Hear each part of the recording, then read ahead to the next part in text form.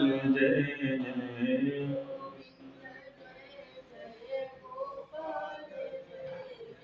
राधा रमण हरि गोविंद जय जय।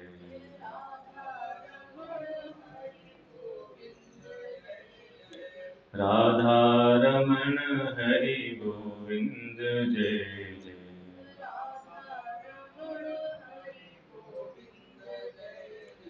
गोविंद जय जय गोपाल जय जय।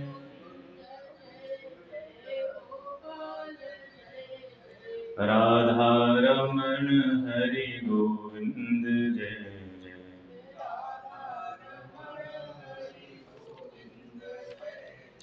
ब्रह्मा की जय जय विष्णु की जय जय।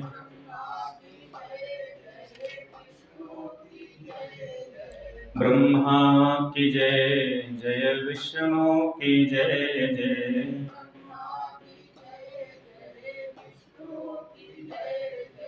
पार्वती पति शंकर की जय जय।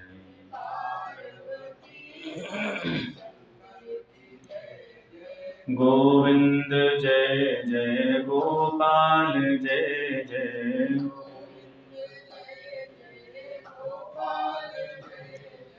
राधा रमण हरि गोविंद जय जय।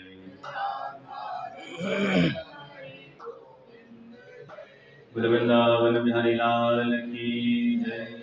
सद्गुरुदेव भगवान की, सीतारामचंद्र भगवान की, श्री दक्षिणेश्वर महादेव की, आद्य गुरु शंकराचार्य भगवान की। नमः पार्वती पतये हर हर महादेव शंभो। परम मंगलमय कारण करुणा वर्ण वाले भक्त वांछा कल्पतरु तड़ित विनंदित पीतांबरधारी श्री बालकृष्ण लाल की वांगमय प्रतिमूर्ति शब्दमय प्रतिमूर्ति श्रीमद् भागवत महापुराण। परम मंगल और कल्याण के क्षण हमारे के चल रहे हैं कि हमें भगवान श्री वृंदावन बिहारी की कुछ लीलाओं को सुनने का अवसर मिल रहा है। जब द्रवहि दीन दयाल राघव साधु संगत पायो। जब श्री रघुनाथ जी द्रवित होते हैं हम समस्त मनुष्यों पर, तब जाकर के कहीं भगवान की चर्चा कहने को मिलती है और सुनने को मिलती है। तो कथन और श्रवण दोनों भगवान की कृपा पर संभव है। अपने न तो बुद्धि में न तो शरीर में इतना बल है कि हम कह लें, और न तो शरीर में इतनी सामर्थ्य है कि हम सुन लें। तो कथन और श्रवण दोनों पर रघुनाथ जी की कृपा है। जब वक्ता और श्रोता के हृदय में आकर के भगवान विराजमान होते हैं, तभी वक्ता के हृदय से कथा प्रस्फुटित होती है और तभी श्रोता लोग मन लगा के सुन पाते हैं। कल हम लोगों ने महात्मा की चर्चा करी थी। आज भागवत जी के प्रथम स्कंध के प्रथम अध्याय के प्रथम श्लोक में प्रवेश करते हैं। देखो, भागवत जी में दो बातें मुख्य महात्मा में सीखने को मिली। एक ऐसा, यह ग्रंथ ऐसा ग्रंथ है कि हमारे जीवन में सोए हुए ज्ञान और वैराग्य को जगा सकता है। भक्ति, ज्ञान, वैराग्य ये त्रिवेणी हैं। इन तीनों की त्रिवेणी का संगम कहाँ है? वही भागवत जी में। तो जो व्यक्ति इस भागवत का आश्रय लेता है उसके जीवन में सोया हुआ ज्ञान, वैराग्य और भक्ति तीनों जागृत हो जाते हैं। और दूसरी बात कि संसार के किसी भी मनुष्य को एक क्षण के लिए भी उदास, निराश, हताश होने की आवश्यकता नहीं। भागवत जी कहते हैं मुक्तिदाने न गर्जति। मुक्तिदान की ये जो ग्रंथ है ये गर्जना करता है। कोई व्यक्ति जीते जी सुन ले तो मुक्त होता ही होता है। मरने के बाद में भी भागवत का बोध करे तो यमुनी में कोई उसके संकल्प से किसी शुद्ध ब्राह्मण के द्वारा पाठ या कथन करवा दे, तब भी उस व्यक्ति का कल्याण हो जाता है। इसलिए किसी भी अवस्था में किसी व्यक्ति को निराश, हताश होने की आवश्यकता नहीं है। भागवत जी साक्षात कृष्ण स्वरूप हैं इस कलयुग में। इनका आश्रय लेने मात्र से जीव के सारे दैहिक, दैविक, भौतिक तीनों प्रकार के तापों का विनाश हो जाता है, नष्ट हो जाता है। हम प्रथम श्लोक में प्रवेश करें जो वेद व्यास जी महाराज ने मंगलाचरण में किया है। जन्माद्यस्य यतोऽन्वयादितरतश्चार्थेष्वभिज्ञस्वराट् तेने ब्रह्महृदाय आदिकवये मह्यन्ति यत्सूरयः। तेजो वारिमृदां यथा विनिमयो यत्र त्रिसर्गो मृषा धाम्ना स्वेन सदा निरस्तकुहकं सत्यं परं धीमहि। सत्यं परं धीमहि। सुखदेव जी महाराज ने, व्यास जी ने भागवत के मंगलाचरण में 3 श्लोकों को गाया है और इन तीनों श्लोकों के अलग अलग भाव हैं। पहले श्लोक में बताया कि हम किसका ध्यान कर रहे हैं, दूसरे श्लोक में अनुबंध चतुष्टय बताया है। ग्रंथ का अनुबंध चतुष्टय होता है। विषयश्चाधिकारिश्च संबंधनश्च प्रयोजनम्, ये 4 जो है अनुबंध चतुष्टय होते हैं। देखिए, किसी भी वस्तु को सुनने से पहले, पढ़ने से पहले उसका विषय क्या है उसको जानना अति आवश्यक है। कोई बालक जब पढ़ता है तो उससे पूछते हैं कि भैया तुम क्या लेके पढ़ोगे, साइंस साइड से पढ़ोगे कि आर्ट लेके पढ़ोगे? तो जैसी उस बालक की रुचि होती है, उस रुचि के अनुसार बताता है कि मुझे इस सब्जेक्ट में इंटरेस्ट है, मैं यही पढ़ूंगा। वही कह रहे हैं कि भागवत का विषय क्या है। मान लीजिए विषय का भी पता लग गया, किसी ने कहा कि हम जो है आर्ट साइड से पढ़ेंगे, किसी बालक ने कहा विषयश्चाधिकारी, तो क्या वो बालक उस आर्ट साइड से पढ़ने का अधिकारी है?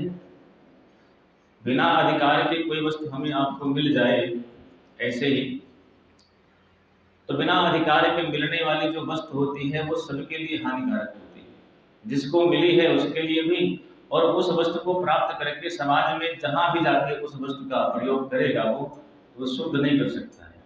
जैसे उदाहरण समझिए, कोई व्यक्ति आरक्षण के और नेतागिरी के बल पर डॉक्टर बन जाए और कभी उसने एमबीबीएस की एक किताब भी ना पढ़ी, बस केवल आरक्षण और नेतागिरी के बल पर बन गया डॉक्टर, जिस व्यक्ति का ऑपरेशन करेगा उसका तो राम नाम सत्य कर ही देगा, क्योंकि उसको पता ही नहीं है कि कैसे करना चाहिए, क्योंकि उस पद का वो अधिकारी नहीं था। अनधिकारी को कोई वस्तु मिल जाती है तो वो हानिकारक होती है। इसलिए इस भागवत को सुनने के अधिकारी कौन है? और संबंध, बिना संबंध के संसार में कोई व्यक्ति किसी की बात सुनता नहीं है। सड़क पर हम जा रहे हैं, एक्सीडेंट हो गया है, लोग आ रहे हैं जा रहे हैं, हम भी गए, देखा हाँ कोई किसी का एक्सीडेंट हुआ, पड़ा हुआ है, चल दिए। लेकिन जब थोड़ा और पास से पता लगा अरे भाई तुम्हारे चाचा का एक्सीडेंट हुआ है, तब भागे उसके पास। क्यों? क्योंकि संबंध हमारा है उससे। बिना संबंध के कोई व्यक्ति न संसार में किसी की बात सुनता है, न संसार में वो जाने की इच्छा करता है। तो इस कथा को सुनने से हमारा संबंध क्या है? हम सुने तो क्यों सुने, किस संबंध से सुने, और प्रयोजन, सुनने का प्रयोजन क्या है? ये डेली सुबह शाम 1 घंटा महाराज जी बिठा देते हैं, भैया सुबह सुबह आओ 1 घंटा तुम सुनो, शाम को फिर आओ फिर सुनो। क्या प्रयोजन है भाई? अपने घर 1 घंटे का अपने घर द्वार का काम कर लेंगे, जो यहाँ 1 घंटा देंगे इस 1 घंटे से अच्छा अपने घर पे हम काम कर लेंगे। तो इस कथा को सुनने से प्रयोजन क्या है? किम प्रयोजनम? इन 4 बातों का जो उल्लेख होता है वो अनुबंध चतुष्टय में होता है। और तीसरी बात क्या है? ये भागवत का स्वरूप क्या है? इस कथा का क्या स्वरूप है? 3 श्लोकों में 3 बातें बताई, किम ध्येयम, किम पेयम और किम गेयम। क्या गाएं, किसको ध्याएं और क्या पिएं। और आज के परिप्रेक्ष्य में इन्हीं 3 बातों को सुधार लिया जाए। किम ध्येयम, किसका ध्यान करें? अपने घर परिवार का ध्यान करने से हमारा कल्याण होगा, अपने रोजी रोजगार का ध्यान करने से हमारा कल्याण होगा, कि अपने प्रभु का ध्यान करने से हमारा कल्याण होगा। किस वस्तु को ध्यान जिससे हमारा कल्याण हो जाए। जब हम माँ के गर्भ में थे तो हमने भगवान से वादा किया कि प्रभु इस बार हमें आप इस नरक से निकालिए, तो इस बार हम जाएंगे तो आप ही का भजन करेंगे। और जब हम बाहर निकल के आए गर्भ से, भगवान ने कहा मैं तुमको निकाल तो दूंगा, हर बार तो कहते हो, कैसे तुम्हारी बात पर भरोसा करें भाई कि तुम इस बार जाओगे तो भजन ही करोगे। बोले महाराज हमने मुट्ठी बांध ली, आपकी बात, आपको जो वचन दिया है वो मुट्ठी बांध करके मैं वचन दे रहा हूँ कि इस बार मैं गया तो दिन रात आप ही का भजन करूंगा। इस संत ने बड़ा सुंदर गाया कि गर्भ में देखी नरक निशानी, जो तो कौल किया था प्राणी। गर्भ में देखी नरक निशानी, और जब तो कौल किया था प्राणी। उस नरक निशानी को देख करके भगवान से हमने कौल किया, अर्थात प्रार्थना करी। क्या कि भजन करूंगा चित लगाए करके, भजन करूंगा चित लगाए करके, यम से कहोगे क्या जाय करके। राम गुण गायो नहीं आए करके, राम गुण गायो नहीं आए करके, यम से कहोगे क्या जाय करके। अर्थात हमने भगवान से बड़ी प्रार्थना करके हमें कि प्रभु इस नरक से निकालो, अब की बार ऐसा भजन करूंगा कि आपको प्राप्त ही करूंगा। लेकिन यहाँ आ जाकर के सब भूल जाते हैं। तो जो वस्तु ध्यान करने की थी वो वस्तु हम ध्यान करना भूल गए, और फिर वही नून तेल लकड़ी में लग गए। मन विवाह करना है, नाती को पढ़ाना है, बिटिया को पढ़ाना है, ये करना है, वो करना है। मूल वस्तु तो हम छोड़ ही दिए। इसलिए कह रहे हैं, पहले श्लोक में बताया ध्येयम, किसका ध्यान करें, और दूसरे श्लोक में बताया गेयम, किसको गाएं। संसार के गीत तो सारा जीवन गाते रहते हैं, आए दिन कुछ न कुछ हम करते ही रहते हैं, किसी न किसी बात की चर्चा होती ही रहती है। लेकिन क्या कभी मन में विचार आया कि भगवान का भी गान करना चाहिए। भाई भगवान ने नेत्र दिए हैं, वाणी दी है, हाथ दिए हैं, पैर दिए हैं, किस लिए दिए? क्या विषयों के भोग के लिए, संसार के कार्य के लिए? उसके लिए भी भगवान ने दिया है, पर जब अवसर आए तब। लेकिन हमने तो अपने जीवन को दिन रात इन संसारिक कार्यों में, संसार के विषयों में ही झोंक रखा है। तो इसलिए किसको गाएं? गान तो परमात्मा का करने से ही कल्याण है। और तीसरी बात, क्या पिए? पीने का देखो दो बातें हैं, जैसा खाओ अन्न वैसा होवे मन, जैसे पियो पानी वैसी होवे वाणी। तो अन्न भी शुद्ध होना चाहिए और पानी भी शुद्ध होना चाहिए, क्योंकि हमारे मन के निर्माण में सबसे अधिक किसी व्यक्ति का, किसी वस्तु का योगदान है जो अन्न का है। मन में हमारे जो भावनाएं, जो विचार प्रकट होते हैं, वो कहाँ से होते हैं? बोले जैसे अन्न खाते हैं वैसे ही होते हैं। महाराज जी रामचरितमानस में जब भरत जी महाराज जाते हैं मनाने के लिए राम जी को, तो निषाद राजा को उनको पता लगा कि भरत सारी अयोध्या के साम्राज्य को लेकर, सारी अयोध्या की सेना लेकर के राम जी के पास जा रहे हैं। निषाद राजा ने कहा भाई ऐसा है कि हम भरत को गंगा पार होने देंगे, तो क्या करें? सबसे कहा कि जितने भी लोग हो अपने बाण थोड़ी देर से इकट्ठा कर लो। आज हमारे हाथों में दोनों तरह से लड्डू हैं। यदि भरत को हम रोकने में कामयाब हो गए तो हमारे राम राजा सरकार प्रसन्न होंगे, पर यदि आज हम मर गए राम के कार्य के लिए तो हमें वो गति प्राप्त होगी जो बड़े बड़े ऋषि मुनियों को प्राप्त नहीं होती है। तो क्या करें? बोले सब लोग चलो। निषाद राजकों ने भी अपनी सारी सेना तैयार कर ली, लेकिन उतने पे एक वृद्ध व्यक्ति को छींक आ गई और उसने कहा मुझे लगता है कि भरत ही राम मनावे जाए। भरत जी राम जी से लड़ने नहीं जा रहे हैं, मनाने जा रहे हैं। निषाद राजा ने कहा महाराज बात आपकी मान लेता हूँ, अभी हम उनके पास में जाएं तो वो हमारे ऊपर आक्रमण कर दें, तब क्या करेंगे? बोले देखो, व्यक्ति की भावना की पहचान करनी एक केवल सनातन धर्म में ही संभव है और किसी धर्म में संभव नहीं महाराज। व्यक्ति के मन की, व्यक्ति के विचार की, व्यक्ति के भावना की पहचान करनी है तो उसके पहले अन्न को देखो। जैसा खाता है वो व्यक्ति अन्न, वैसा ही उसके मन का निर्माण होता है। बोले फिर क्या करें? बोले एक थाल में जो है कंदमूल फल आदि ले लो, एक में कुछ मछलियों के मांस को ले लो, एक में जो है जो हिंसक पशु हैं उनके मांस को ले लिया जाए। इसको लेके चला जाए। जिस वस्तु को भरत स्वीकार करेंगे उस वस्तु को स्वीकार करने से हम उनकी भावनाओं को परख लेंगे कि वो क्यों जा रहे हैं। बोले ठीक है महाराज। और वही किया निषाद राज भरत जी महाराज ने। ये तीनों वस्तु निषाद राज लेके गए, लेकिन भरत जी ने केवल कंदमूल फल आदि स्वीकार किया, बाकी तो कुछ लिया तक नहीं। कहने का तात्पर्य कि हमारे मन का निर्माण ही भोजन से होता है। इसलिए क्या खाना है, क्या पीना है, इसकी बहुत समझ होनी चाहिए व्यक्ति को। और इन तीन बातों का ही परिचय श्री वेदव्यास जी महाराज ने श्रीमद् भागवत के प्रथम स्कंध के प्रथम 3 श्लोकों में दिया है। कहते किसका ध्यान कर रहे हो?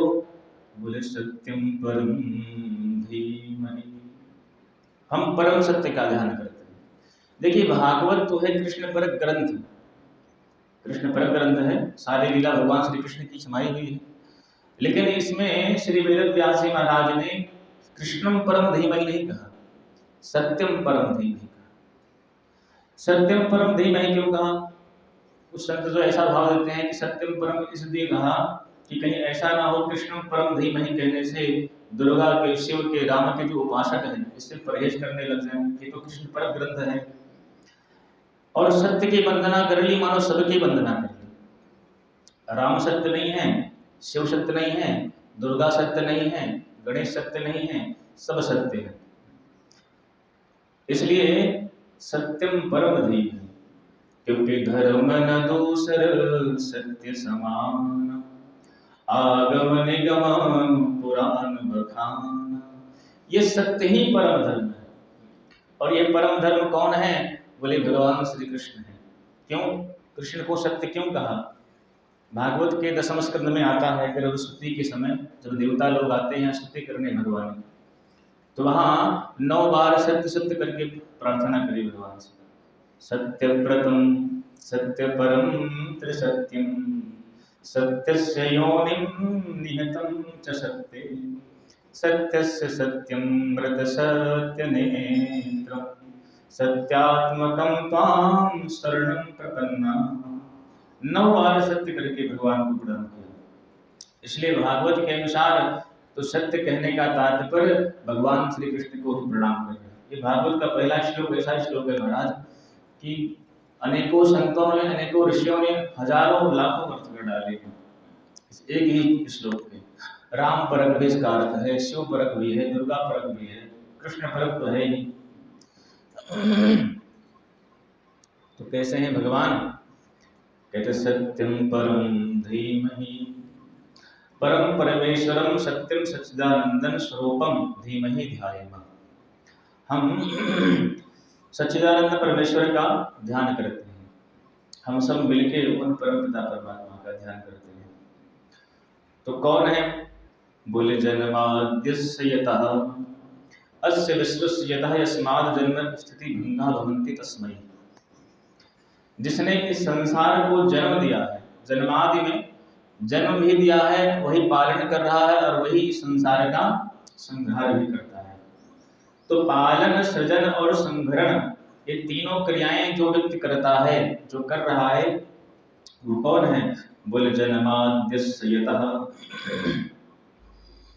जिसने संसार को जन्म दिया। तो बोले क्या आप प्रकृति का ध्यान करते हैं? बोले नहीं नहीं, प्रकृति जड़ है। प्रकृति जो है वो जड़ है, इसलिए इस प्रकृति का ध्यान नहीं कर रहे हैं। मैं तो उसका ध्यान कर रहा हूं जन्माद्यस्य यतोऽन्वयादितरतः, जो इस प्रकृति को भी चलायमान करता है। जो संसार में कण-कण में बसा हुआ है, लेकिन बसने के बाद वे इससे इतर भी है। पुरुष सूक्त आप सभी लोगों ने पढ़ा होगा। पुरुष सूक्त में एक बात आती है, अत्यतिष्ठ दशांगुलम। उस परमात्मा वो जो है वो संसार के कण-कण में व्याप्त है, लेकिन उससे अत्यतिष्ठ दशांगुलम अर्थात दशांगुल उससे इतर भी है, उससे हटके भी है, उसमें बसा हुआ भी है और उससे निर्लिप्त भी है। तो किसी ने कहा क्या आप हिरण्यगर्भ का ध्यान कर रहे हैं? क्योंकि हिरण्यगर्भ ने ही अर्थात ब्रह्मा ने ही सारी सृष्टि को बनाया है, उसी से सारी सृष्टि चलायमान हो रही है। ऐसा वेदों में आया भी है, हिरण्यगर्भः समवर्तताग्रे भूतस्य जातः पतिरेक आसीत। ब्रह्मणे ने हिरण्यगर्भ का ध्यान नहीं करते, फिर मैं उसका ध्यान कर रहा हूँ कि तेने ब्रह्म हृदय आदि कवये मुह्यन्ति यत सूर्यः। तेने ब्रह्म, जिस परमात्मा ने ब्रह्मा को भी वेदों का ज्ञान दिया है। किसी ने कहा भाई हमने तो कहीं सुना नहीं, कहीं पढ़ा नहीं कि ब्रह्मा जी भगवान के पास पुस्तक लेके पढ़ने गए। बोले ऐसे नहीं दिया। फिर ब्रह्म हृदय आदि को है संकल्पेन, भगवान ने ब्रह्मा जी को संकल्प करने मात्र से सारे वेद वेदांत का ज्ञान जो है उनको प्रदान कर दिया है। भगवान ने ब्रह्मा जी को कहे हुए आप भला ऐसे कहीं होता है कि संकल्प करने मात्र से सारा ज्ञान प्रकट हो जाए? बोले भाई मानस में गोस्वामी जी ने कहा भृकुटी विलास सृष्टि लय होई।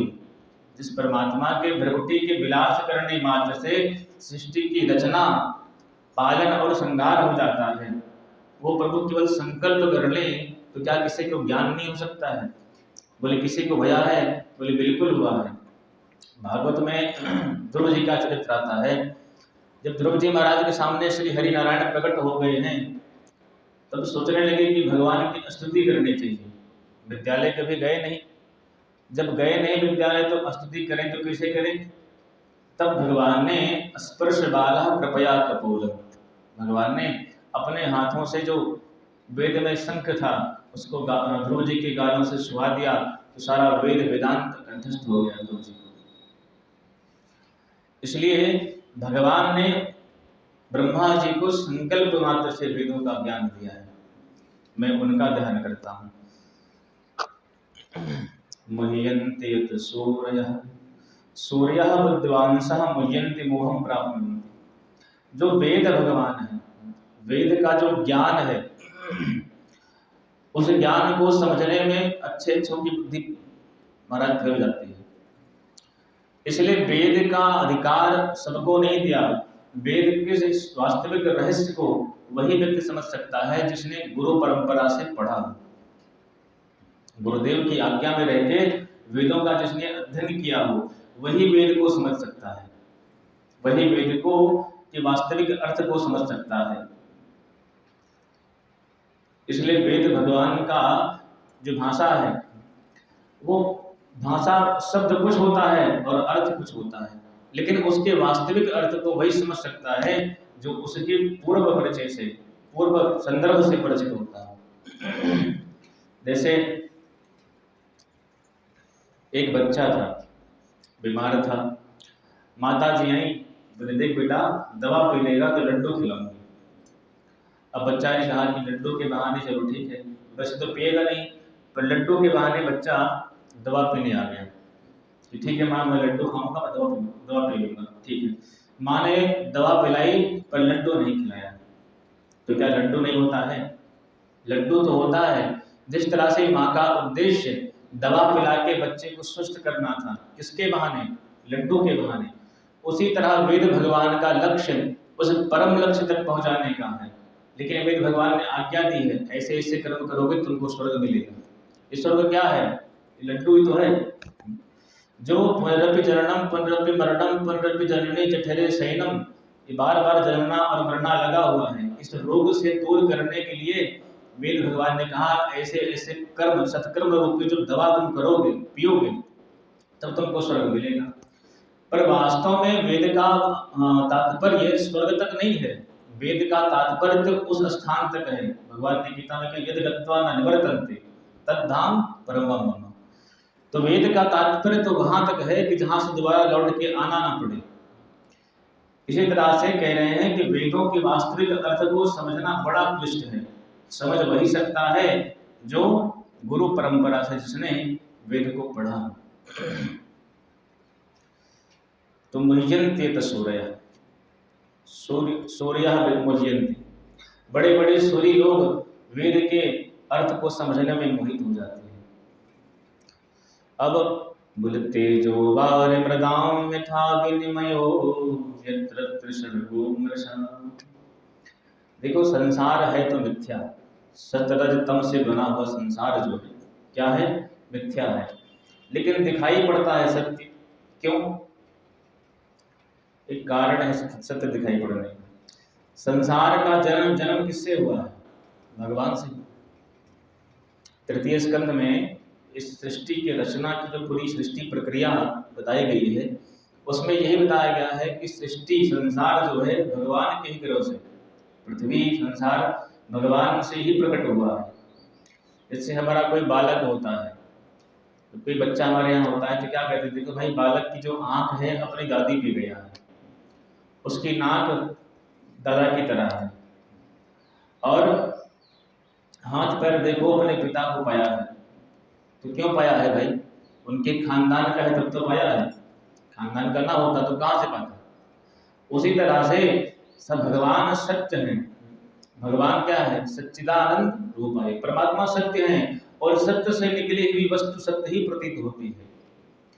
और दूसरी बात, संसार सत्य इसलिए भी लग रहा है क्योंकि इस सत्य मिथ्या संसार में कण कण में सत्य स्वरूप परमात्मा बसे हुए हैं, इसलिए संसार सत्य दिखाई पड़ रहा है। नहीं तो आप सोचो, जब व्यक्ति की मृत्यु हो जाती है, जब तक व्यक्ति के अंदर चेतना है, प्राण है, तब तक हमारा भैया, हमारे पतिदेव, हमारी पत्नी, हमारे जो भी खानदान के लोग हैं वो सब हमारे हैं। लेकिन जहां वो चेतना निकली, कितना भी प्रिय हो वो सब मिथ्या है। लोग तुरंत कहते भैया लेके चलो इनको, नहीं तो भाई बदबू आने लगेगी। अरे भाई अभी तक तो तुम बड़ा प्रिय प्रिय कर रहे थे, अब वो प्राण निकल गए तो वो प्रिय कहाँ गया? बोले महाराज अब तो वो मृतक हो गया, मृतक हो गया। तो संसार सत्य इसलिए दिखाई पड़ता है, हम आप सत्य इसलिए दिखाई पड़ते हैं क्योंकि सत्य स्वरूप परमात्मा संसार में बसे हुए हैं, हमारे आपके अंदर बसे हुए, इसलिए संसार मिथ्या होने के बाद में भी सत्य दिखाई पड़ रहा है। और मिथ्या कैसे है? आप लोगों ने देखा होगा, गर्मी चल रही है, कभी सड़क पर जाइए तो देखते हैं कम से कम 500 मीटर दूर लगता है पानी पानी पड़ा हुआ, और पास में जाएंगे तो पानी की एक बूंद नहीं रहती। उसको बोलते हैं मृग मरीचिका, मृग तृष्णा जिसको कहते हैं। उसी तरह से संसार में सुख की जो बूंद है वो तो दिखाई पड़ रही है, पर है कहाँ वो नहीं दिख रही। एक एक कामना में हमें लगता है कि ये वस्तु प्राप्त हो जाए तब हम सुखी हो जाएं, यह वस्तु प्राप्त हो जाए तब हम सुखी हो जाएं। जिसमें हमें सुख दिखाई पड़ता है, जब वो वस्तु मिल जाती है तो सुख छोड़ करके दुख ही दुख प्राप्त होता है। इसलिए संसार क्या है? बोले तेजो वारि मृताम मिथा विनिमयो, सतरज तम से बना हुआ संसार मिथ्या है, वो सत्यवत प्रतीत हो रहा है। कैसे? बोले भगवान की माया से। भगवान की माया ने ही संसार को सत्य दिखा रहा है। देखो जब अभी चर्चा होगी चतुश्लोकी भागवत की, तब भगवान ने उसमें बताया है कि हम ये संसार बना कैसे है। 4 श्लोकों में ही पूरे संसार की रचना की जो स्ट्रक्चर था, नक्शा, पूरा भगवान ने दे दिया ब्रह्मा जी को। इन 4 श्लोकों से संसार बनेगा, और वही 4 श्लोक 18,000 श्लोकों के रूप में व्यास जी ने प्रणीत कर दिया है। तो भागवत सबसे पहले ब्रह्मा जी को मिली भगवान के द्वारा। तात्पर्य कहने का कि संसार मिथ्या होने के बाद में भी सत्यवत प्रतीत हो रहा है क्योंकि भगवान से जुड़ा हुआ है। और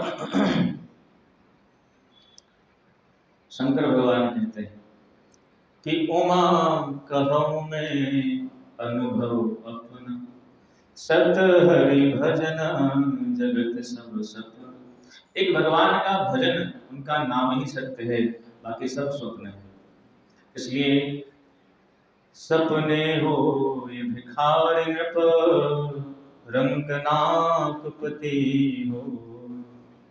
पर जागे हान नदाभ कछो, तिमिर प्रपंच जिय जो। स्वप्न में कोई भिखारी राजा बन जाए और राजा रंक बन जाए, और जागने के बाद में दोनों की स्थिति जहां की तहां, भिखारी भिखारी ही है और राजा राजा ही है। वैसे ही कह रहे संसार स्वप्न के समान है। सब कोई मोह निशा सब सोवन हारा, देखे स्वप्न अनेक प्रकार। तो अनेक प्रकार के स्वप्नों में मस्त हैं, देख रहे हैं, पर परमात्मा की कृपा से ही ये स्वप्न छूटता है। इसलिए धामना स्वयं सदा नरस्त कुहक, जिस दिन उस परम सत्य का हमें बोध हो गया, ज्ञान हो गया, तो जो ये माया का कपट रूपी जो संसार है ये हट जाता है, और इसी संसार के कण कण में हमें उन परमात्मा का दर्शन होने लगता है। बोले वृंदावन बिहारी लाल की जय। सत्यम परम धीमहि। भगवान ने उस परम सत्य की प्रार्थना करी। वेदव्यास जी महाराज ने दूसरे श्लोक में कहते हैं, धर्म प्रोजित कैतवोत्र परमो निर्मत्सराणां सतां, वेद्यम वास्तव वस्तु मत्र शिवदं तापत्रयोन्मूलनम्। श्रीमद्भागवते महामुनिकृते किं वा परेश्वरः, सद्यो हृदि अवरुद्धदेत कृतभिः शुश्रूषभिस्तत्क्षणात्। इस श्लोक की व्याख्या सुने, 2 मिनट भगवान के नाम का कीर्तन करें। मैं तो जपूं सदा तेरा नाम, दयालु दया करो। मैं तो जपूं सदा तेरा नाम, मैं तो जपूं सदा तेरा नाम, दयालु दया करो।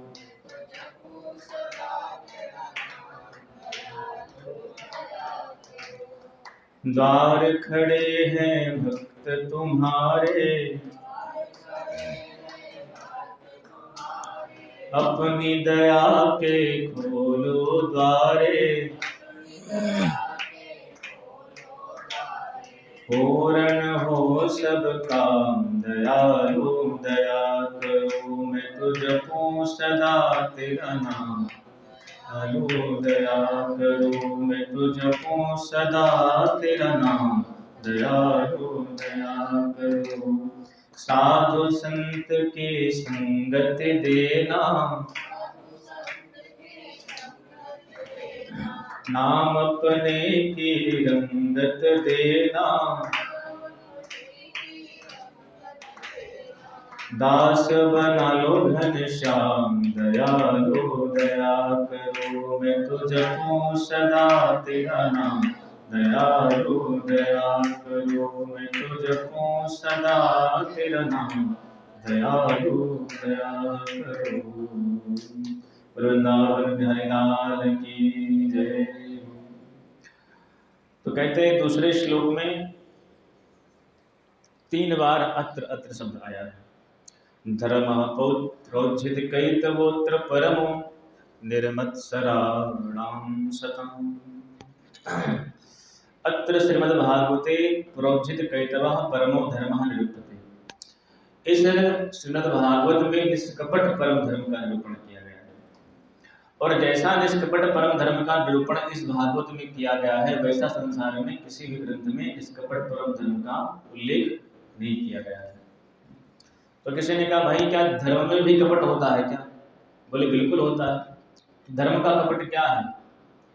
बोले शास्त्रों ने आज्ञा दी है, मातृ देवो भवः, पितृ देवो भवः, आचार्य देवो भवः। अब कोई तो अपने गुरु जी की खूब सेवा कर रहा है। किसी ने कहा भाई तुम तो बड़े गुरु भक्त हो, इतनी सेवा करते हो गुरु जी की।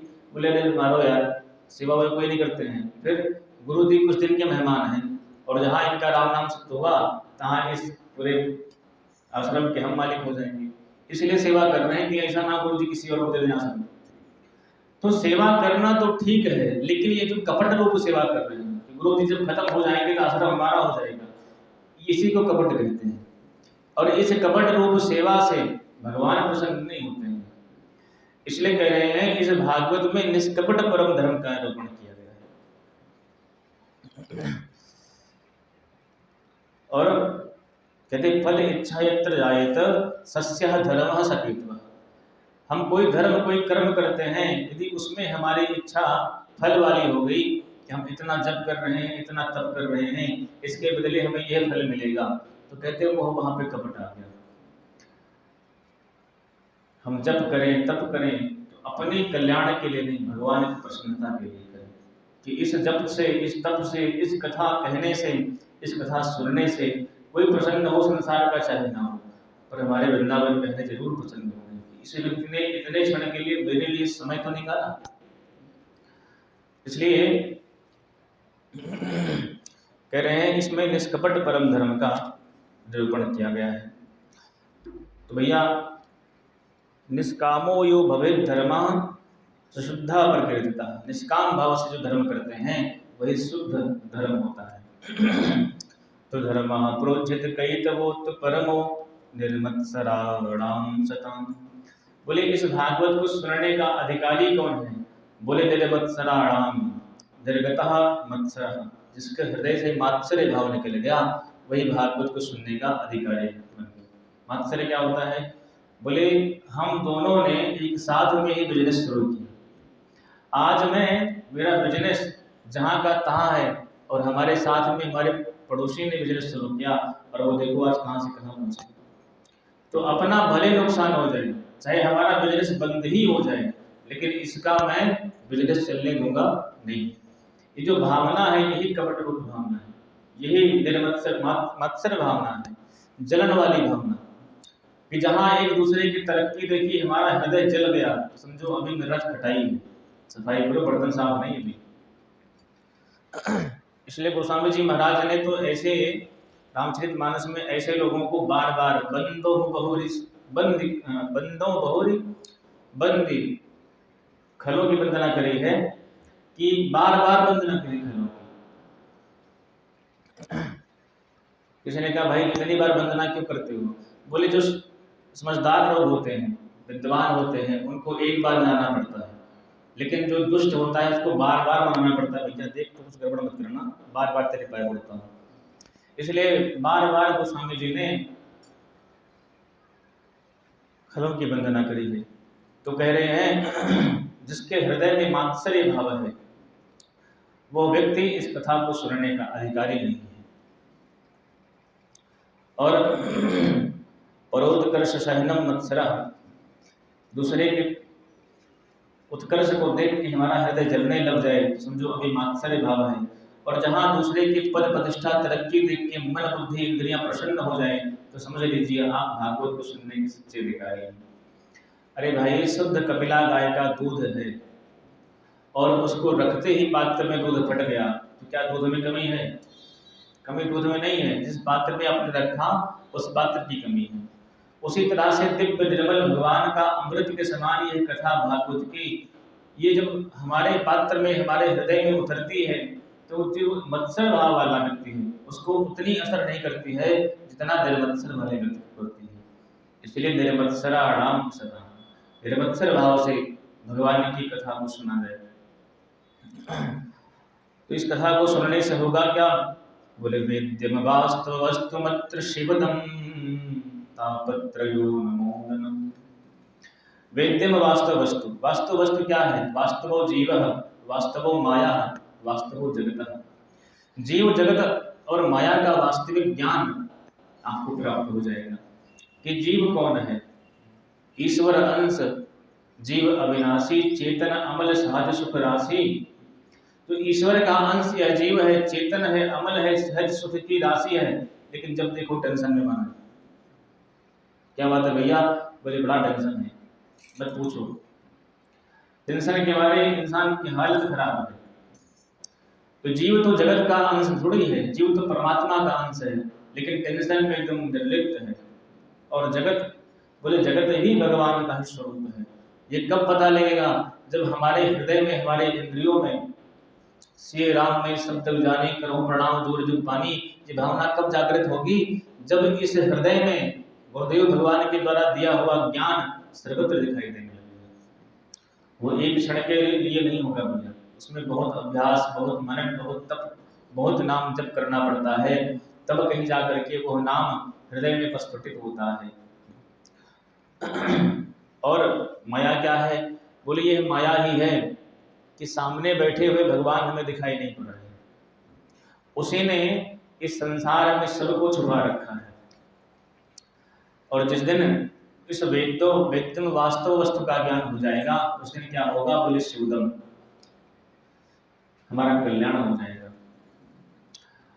और 3 प्रकार के जो ताप हैं, दैहिक, दैविक, भौतिक, इस कथा को सुनने मात्र से इन 3 प्रकार के तापों का नाश हो जाता है। लेकिन होगा कब? जब मन चित्त से हम सुनेंगे। तो भागवत की 3 बातें हैं, तत्श्रवणं प्रपठन विचारण भक्त्या विमुच्यन्ना। पहले तो कथा को सुनो, सुनने के बाद में घर पे जाओ तो उसको एकांत में बैठ के विचार करो, या जो महाराज जी ने कहा उसमें हमारा कितना संबंध उससे है। और तत्श्रवणं प्रपठन विचारण करो, फिर उस कथा को अपने आंतरिक भाव में ध्यान के द्वारा उसका प्रकटन कीजिए, अर्थात उसका चिंतन कीजिए। फिर वो कथा, वो सत्संग आपके जीवन में उतरेगा। संसार में तो सबको कमी दिखाई पड़ती है, पर अपनी कमी किसी बिरले को ही दिखाई पड़ती है। और जिस व्यक्ति को अपनी कमी दिखने लग जाए, उससे बड़ा कोई संत नहीं है। कबीरदास जी कहते हैं, बुरा तो देखन में चला, बुरा न मिलिया कोई, और जो जग ढूंढा आपनो, तुम जिसे बुरा न। जिस दिन व्यक्ति को अपनी बुराई दिखाई पड़ने लग जाएगी, उस दिन संसार में उसे परमात्मा का भी दर्शन होने लग जाएगा। आज विडंबना क्या है? हमें अपनी कमी दिखती नहीं है, पड़ोसी की कमी खूब दिखती है, कि फला व्यक्ति ऐसा है, फला व्यक्ति ऐसा है। अपनी कमी भी देखें कि हम कैसे हैं। इसलिए स्वयं को सुधारने की बात शास्त्रों ने कही, संसार को नहीं। हम सुधरेंगे तब जग सुधरेगा। और जब हमें बिगड़े हुए हैं, संसार को सुधारने से फायदा क्या है? पहले स्वयं को सुधर लें। इसलिए उपदेश का भी लाभ तभी होता है जब उपदेशक की बात, उपदेश सुनने वालों के हृदय में तभी उतरती है जब उपदेशक उन बातों को अपने जीवन में स्वयं धारण करके रखता है। इसलिए सद्यो हृदय अवरुद्ध तीर्थकृत भी, जिस दिन हमें वास्तव वस्तु का बोध हो गया, तो भगवान अपना साकेत, अपना वैकुंठ, अपना गोलोक छोड़ करके उस भक्त के हृदय में आकर के विराजमान हो जाते हैं, उसमें कैद हो जाते हैं। तत्क्षण ईश्वरा हृदय अवरुद्धते। ऐसे परमपिता परमात्मा जो भागवत का आश्रय लेने मात्र से व्यक्ति के हृदय में आके विराजमान हो जाते हैं। बोल वृंदावन बिहारी लाल की। और तीसरे श्लोक में कहते हैं, निगम कल्प तरोर गलितम फलम सुखमुखाद अमृत द्रव संयुतम देवत भागवतम रसमालयम मोर अहो रसिका भुवि भावुका। कह रहे हैं, निगम बोलते हैं वेद को, और वेद रूपी वृक्ष का जो पका पकाया हुआ जो फल है उसको कहते हैं श्रीमद् भागवत। तो कहे महाराज, नितराम गम्यति बोधयति सन्निगमो, जो निरंतर जीव को उस परम शक्ति की तरफ बोध अर्थात ज्ञान देता रहता है, उसको वेद कहते हैं। उन्हीं वेद भगवान का पका पकाया हुआ जो फल है, निगम कल्प तरोर गलितम फल, निगम रूपी कल्प वृक्ष का जो गलित फल है, उसी को क्या बोलते हैं? भागवत शास्त्र बोलते हैं। अपने महात्म्य के प्रथम दिन सुना था तो श्री शौनक जी ने सोते से यही कहा था कि अज्ञान ध्वांत विध्वंस कोटि सूर्य समप्रभा सूताख्याहि कथा सारम मम कर्ण रसायन। कथा सारम सूताख्याहि, कथाएं तो खूब सुनी, पर अब समस्त कथाओं का सार क्या है वो सुनाई। तो जो भागवत जी की कथा है, ये कथा नहीं है। जितने वेद हैं, पुराण हैं, उपनिषद हैं, गीता है, उन सब का सार सर्वस्व श्रीमद् भागवत है। इसलिए कह रहे हैं कि ये वेद का पका पकाया हुआ फल है। तो बोले महाराज, वेद रूपी शाखा से टूट के गिरा है, तो टूट भी गया होगा। बोले ऐसे नहीं गिरा। फिर बोले शिष्यों के द्वारा, शिष्य प्रशिष्य शाखा से, अर्थात भगवान नारायण ने इस भागवत रूपी कल्प वृक्ष को, इस फल को पहले ब्रह्मा जी को दिया, ब्रह्मा जी ने नारद जी को दिया, और नारद जी ने फिर किसको दिया? व्यास जी को दिया। फिर व्यास जी ने सुखदेव जी को दिया और सुखदेव जी के माध्यम से परीक्षित को एक उद्देश्य बना करके सारे ऋषियों में फिर यही कथा प्रवाहित हो गई। तो ये अचानक नहीं गिरा धम्म से कि फूट जाए, ये धीरे धीरे आया है पृथ्वी तल पर ताकि सबको सबका कल्याण होता रहे। बोले महाराज ऐसी बात है तो इसका रस क्या है? फल में रस भी होता है ना, आम का आम रस, तो इसका रस कौन सा है? बोले अमृत द्रव संयुतम, ये अमृत द्रव है। जो व्यक्ति इस कथा रूपी अमृत को एक बार पी लेता है, अमृतम नामृतम, अमृतम नामृतम, पिबंतम अमृतम नामृतम, एक बार इस कथा रूपी अमृत को जिसने पी लिया दोबारा उसको मरना नहीं पड़ता। स्वर्ग सुधा अमृत को पीने के बाद में जीने मरने की समस्या लगी रहती है, लेकिन भागवत कथा भगवान के चरित्रों को पीने के बाद में जन्म और मरण का जो चक्र है वो हमेशा के लिए बंद हो जाता है। इसको बोलते हैं फुल स्टॉप लग जाता है महाराज, फाइल बंद। किसी कैदी की हो और जब उसका सारा केस रफा दफा हो जाता है तो क्या बोलते हैं कि भाई भैया आज से तुम्हारी फाइल बंद हो गई, अब तुम बरी हो, जहाँ मन कहे तहाँ हो। तो वैसे ही जब हमारी भी कथा सुन करके पापों की जब फाइल बंद हो जाती है तो भगवान कहते हैं तुम्हारी फाइल बंद, अब तुम्हारा पृथ्वी पर कोई काम नहीं, तुम्हारे धाम आ जाओ, तुम हमारे लायक हो गए हो, भगवान बुला लेते हैं। तो कह रहे हैं अमृत द्रव संयुतम, ये अमृत द्रव इसमें बसा हुआ है, वो स्वर्ग सुधा वाला अमृत नहीं, ये अमृत ऐसा अमृत है जो आपको दोबारा जन्म मरण के भय में फंसना नहीं पड़ेगा। भगवान निरंतर के लिए मुक्त प्रदान कर देते हैं। बोले कैसे? आप कह रहे इसके अंदर अमृत द्रव है? बोले सुखमुखाद अमृत द्रव संयुतम, तोता जिस फल में मुख मार दे कन्फर्म है वो फल खा के देखिए मीठा ही निकलेगा। क्यों निकलेगा? क्योंकि ये कुछ लोग तो कहते हैं कि तोते को कौन सा फल मीठा है उसका पहचान होती है, और कुछ लोग कहते हैं तोता उसी फल में मुख मारेगा जो मीठा होता ही है। इसलिए इस भागवत रूपी जो कल्प वृक्ष का जो फल है, इस फल में सुखदेव रूपी तोते ने अपना मुख मार दिया, जुठार दिया, इसलिए इसमें अमृत द्रव बन गया है, अमृत के समान इसमें गुण आ गए हैं, इसलिए सुखमुखाद अमृत द्रव संयुतम। तो महाराज कौन कौन पिए इस कथा को? बोले पिबत भागवतम रसमालयम मुहुर्हो रसिका भुवि भावुका, पिबत भागवतम रसम आलयम। देखो आलय जो शब्द है ना वो हमारे लौकिक जगत में बड़ा प्रयोग होता है। विद्यालय, विद्यालय होगा, भोजनालय हो गया, ठीक है। इस तरह से आलय मतलब घर, विद्यालय मतलब विद्या का घर, भोजनालय मतलब भोजन का घर। उसी तरह से ये भागवत क्या है? बोले ये रसमालय है। रसमालय मतलब रसों का घर, जिसके अंदर वही रसराज श्री कृष्ण समाहित है। जिस रस को सारे संसार में लोग ढूंढते हैं वो कहीं नहीं मिलता है, लेकिन वही रस इस भागवत रूपी संहिता में विराजमान है। और संसार में जितने रस दिखाई पड़ रहे हैं वो सब इसलिए दिख रहे हैं क्योंकि कृष्ण रूपी रस उस समस्त संसार के प्रत्येक कण कण में बसा हुआ है। यदि वो ना हो जाए, मतलब निकल जाए वो रस, तो क्या हो जाएगा? दुनिया ही बेरस हो जाएगी। दुनिया हमें रसपूर्ण इसलिए लग रही है क्योंकि रसराज बसे हुए हैं, तब रस लग रही है। जिस दिन रसराज निकल जाएंगे, भगवान श्री कृष्ण उससे छोड़ के इतर हो जाएंगे, उस दिन वो दुनिया निरस हो जाएगी, अच्छी लगेगी नहीं। कोई व्यक्ति इस संसार को सुनने की भी बात छोड़ के देखना भी पसंद नहीं करेगा। इसलिए रसमालयम, ये आलय है, रस का आलय है। तो भैया कौन पिए? बोले पिबत भागवतम रसमालयम मुहुर्हो रसिका भुवि भावुका। अरे रसिकों, अरे भावुकों, आप आके पियो। तो किसी ने कहा व्यास जी क्या हम नहीं आ सकते? बोले ऐसी कोई बात नहीं, हमारी जो प्याऊ है वो सार्वजनिक है, किसी व्यक्ति विशेष के लिए नहीं है।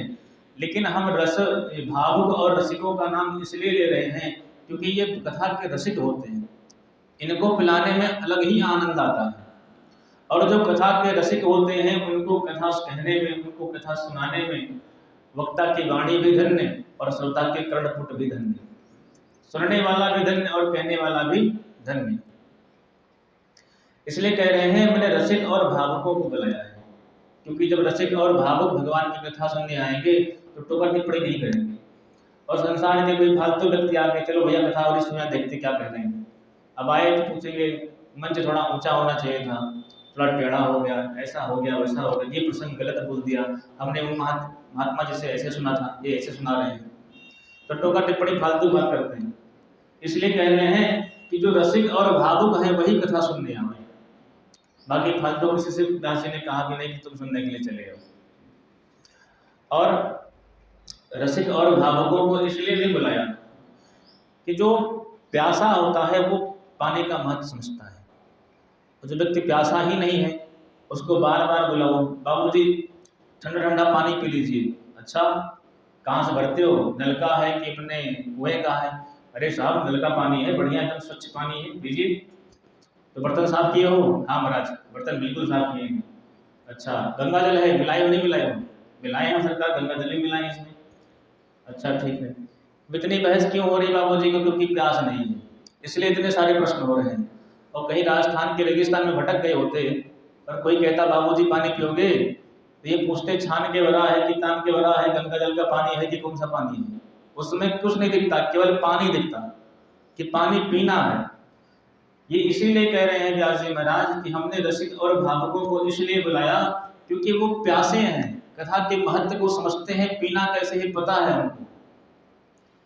और किसी ऐसे अनधिकारी को बुला लें जो सुनने का रसिक भी नहीं है और आए तो खाना खाओ फालतू बात करता है, इसलिए उन्होंने कहा फालतू लोग उस काम ही नहीं हो, जो रसिक और भावुक हो वही सुनने हो। ऐसे सुंदर पिबत भागवतम रसमालयम मुहुरहो रसिका भविभावुका। देखो हमारा जो शरीर है ये छिद्रों का भंडार है, इसके अंदर वैसे तो 9 द्वार पुरे देही, गीता में भगवान ने कहा कि इस शरीर में 9 द्वार है, 9 दरवाजे हैं। तो इन छिद्रों का भंडार है, इन छिद्रों को भरा कैसे जाए, बोले हमारे पास कोई गगरी हो मिट्टी, उसमें छेद हो गया और हम प्रयास करें कि गंगा जल अमृत के समान गंगा जल उसमें भर लें, तो कैसे भरेंगे, जैसे डुबो के उठाएं कि सारा पानी बह जाएगा। तो उसमें गंगा जल यदि भरना है तो क्या करना होगा, बोले उस गगरी को ही गंगा जी के जल के अंदर ही डुबो के रख दो, तो एक दिन ऐसा आएगा कि वो जितना छिद्र है वो छिद्र भी भर जाएगा और गंगा जल भी भर जाएगा। उसी तरह से संत लोग कहते हैं कि हमारी मन बुद्धि चित्त अहंकार संसार के विषय रूपी भोगों में इस तरह से विलुप्त हो गए हैं कि जगह जगह छिद्र हो गया है, कामनाओं का छिद्र हो गया है, वासनाओं का छिद्र हो गया है, हर जगह छिद्र ही छिद्र है। तो क्या करें, बोले भगवान की कथा रूपी गंगा में इस शरीर रूपी शरीर में घड़े को निरंतर डुबो के रखो, जितने छिद्र हैं वो सब एक दिन भर जाएंगे, सारे छिद्र खत्म हो जाएंगे और आप भी भगवान के परम प्रिय बन जाएंगे। बोले वृंदावन बिहारी लाल की जय। देखिए 2 मिनट भगवान नाम का कीर्तन 8 बज चुके हैं, शेष चर्चा विश्व सत्र में शाम के होगी, तो बड़े प्रेम से 2 मिनट भगवान के नाम कीर्तन करें। जय सिया राम जय जय सिया राम,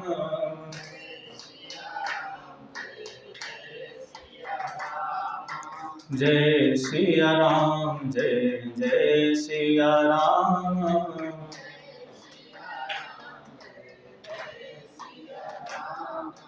जय सिया राम जय जय सिया राम, जय सिया राम जय,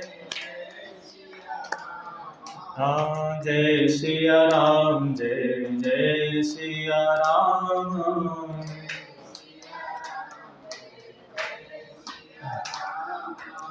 मंगल भवनय मंगल हारी,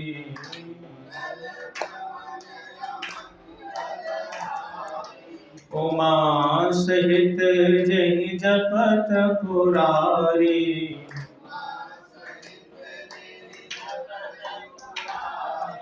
जय सिया राम जय जय सिया राम,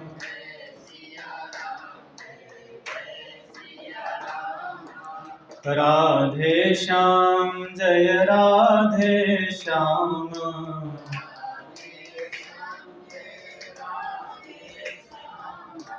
राधे श्याम जय राधे श्याम,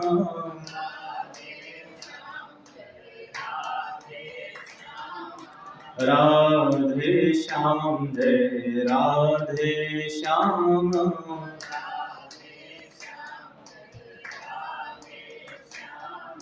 जय सिया राम जय जय सिया राम।